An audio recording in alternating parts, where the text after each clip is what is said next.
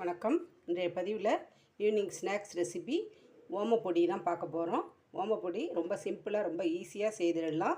Beginners கூட ஈஸியாக செய்யலாம். அதுக்கு என்ன தேவைன்றதை பார்க்கலாம். முதல்ல 1 கப்பு கடலை மாவு. இது நான் வீட்டிலே கடலைப்பருப்பு வாங்கி நல்லா வெயிலில் காய வச்சு அரைச்சி ஜலிச்சு எடுத்துருக்கிறேன். 1 கப்பு எடுத்துருக்கிறேன். இந்த கடலை மாவுக்கு 1 கப்புக்கு 1/4 கப்பு பச்சரிசி மாவு சேர்த்துக்கிறேன். இடியாப்ப மாவு இல்லை ஸ்டோரில் வாங்கின எந்த மாவு இருந்தாலும் அரிசி மாவு சேர்த்துக்கோங்க. 1 கப்புக்கு 1/4 கப்பு பச்சரிசி மாவு கரெக்டான அளவாக இருக்கும். அப்புறம் இதுக்கு தேவையான அளவு உப்பு, பெருங்காயம், 1 சிட்டிகை மஞ்சப்பொடி இதையும் இதில் சேர்த்துக்கலாம். இதை நல்லா சேர்த்து நம்ம மிக்ஸ் பண்ணிக்கலாம். இதை நம்ம நல்லா கலந்து விட்டுக்கலாம். மாவு, உப்பு, மஞ்சப்பொடி, பெருங்காயம் எல்லாம் சேர்ந்தாப்பில் எல்லா இடத்துலையும் பரவுற மாதிரி முதல்ல ஒரு கரண்டி வச்சு இந்த மாதிரி கலந்து விட்டுக்கலாம். இதில் 1 ஸ்பூன் அளவு ஓமம் நான் தண்ணி ஊற்றி ஊற வச்சுருக்கேன். நல்லா கையால் க்ரஷ் பண்ணி கசக்கி விட்டுட்டு இந்த தண்ணியை வடிகட்டி நம்ம இந்த மாவில் சேர்த்துக்க போகிறோம். அப்போ நெஞ்சு கரிப்பு, எதுக்கழிச்சின்னு வர்றது, அந்த மாதிரி ஆயில் ஐட்டம் சாப்பிட்றதுனால இருக்க ப்ராப்ளமெல்லாம் இல்லாமல் இருக்கும். குழந்தைங்க கூட நல்லா சாப்பிட கொடுக்கலாம். சின்ன குழந்தைங்களுக்கு மெலிசாக ஓமப்பொடி நைஸாக இறங்கும். இப்போ இந்த மாவில் நம்ம இந்த தண்ணியை சேர்த்துக்கிட்டு மீதி தண்ணி நம்ம அப்புறம் சேர்க்க போகிறோம். இப்போ இதில் 1 ஸ்பூன் ஆயில் சேர்க்க போகிறோம். இங்கே நான் கடாயில் ஓமப்பொடி புழியறதுக்காக எண்ணெய் ஊற்றி வச்சுருக்கிறேன். இதிலேருந்து சூடாக ஒரு ஸ்பூன் அளவுக்கு எண்ணெய் ஊற்றிக்கலாம். நீங்கள் பட்டர் கூட சேர்க்குறதுனா சேர்க்கலாம். ஒரு 2 ஸ்பூன் அளவுக்கு ஆயில் சேர்த்துக்கிட்டேன். இப்போ இதை நல்லா நம்ம கலந்து கொடுத்துக்கலாம்.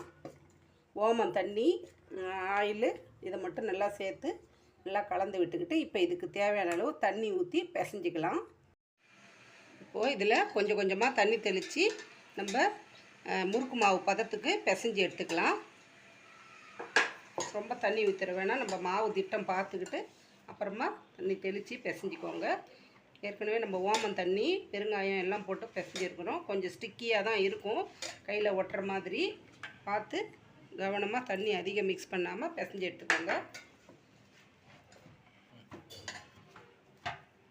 இந்த மாதிரி பிசைஞ்சு எடுத்துக்கலாம். இப்போது இந்த மாவு இந்த மாதிரி பதத்துக்கு பிசைஞ்சு வச்சுக்கோங்க. இப்போ நான் இடியாப்ப அச்சில் இந்த கன்று போட்டிருக்கிறேன். இப்போ இதை நம்ம கொஞ்சம் தண்ணியோ இல்லை எண்ணெயோ தடவிக்கலாம். அப்போ தான் மாவு ஒட்டாமல் வரும். இப்போ இதில் சிலிண்டர் ஷேப்பில் கொஞ்சமாக மாவு எடுத்துக்கிட்டு இந்த இடியாப்ப அச்சில் போட்டுக்கலாம். போட்டுட்டு இதை ஃபில் பண்ணிவிட்டு எண்ணெய் காயட்டும். இங்கே எண்ணெய் ஊற்றி காய வச்சுருக்கேன் பாருங்கள். எண்ணெய் காஞ்சிடுச்சான்னு சொல்லிட்டு பார்க்கலாம். எண்ணெய் இது போட்ட உடனே மேலே எழும்பி வருது, அப்படின்னா எண்ணெய் காஞ்சிடுச்சு. இப்போ இதை எடுத்துட்டு நம்ம இடியாப்பம் பிழிய ஆரம்பிச்சிடலாம். ஓமப்பொடி பிழிய ஆரம்பிச்சிடலாம்.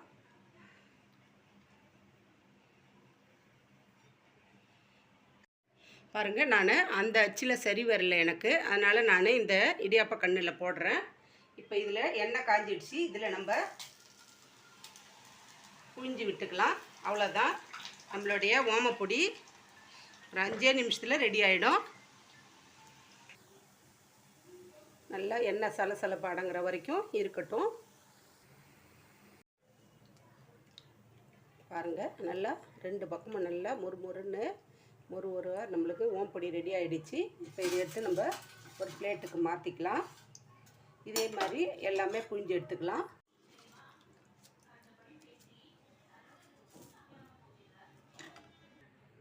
பாருங்கள், ஓமப்பொடி நல்லா 1 கப்பு மாவில் ரெடி ஆகிடுச்சு. அது மேலே கொஞ்சம் அழகுக்காக கருவேப்பிலை பொரித்து போட்டாச்சு. இந்த ஈவினிங் ஸ்நாக்ஸ் ரெசிபி குழந்தைங்களுக்கு கோடைக்கால விடுமுறையில் வீட்டில் இருக்கும்போது நம்ம வீட்டிலே செய்து கொடுத்தா பசங்களுக்கு நிறைவாகவும் இருக்கும், நம்மளுக்கும் மன சந்தோஷமாக இருக்கும். இந்த வீடியோ உங்களுக்கு பிடிச்சிருக்குன்னு நினைக்கிறேன். பிடிச்சிருந்துச்சுன்னா லைக் பண்ணுங்கள், ஷேர் பண்ணுங்கள். கதம்பம் 2.0 சப்ஸ்கிரைப் பண்ணுங்கள். பக்கத்தில் இருக்க பெல் ஐக்கான் அழுத்துங்க. வாழ்க வளமுடன், நாளும் நலமுடன்.